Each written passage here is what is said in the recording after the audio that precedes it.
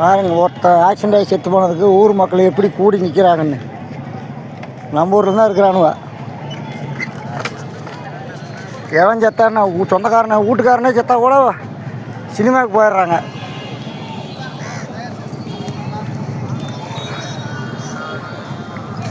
எப்போ ஆக்சிடென்ட் ஆகி செத்தானு தெரில, ரோட்டை பூரா மறியல் பண்ணிட்டானுவ.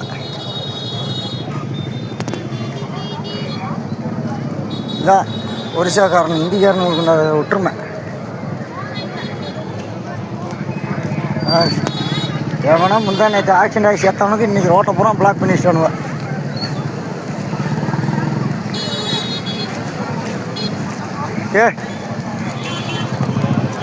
இன்னும் பண்ணுறதில்ல எவனையும். என்ன பண்ணுறதுன்னே தெரியல.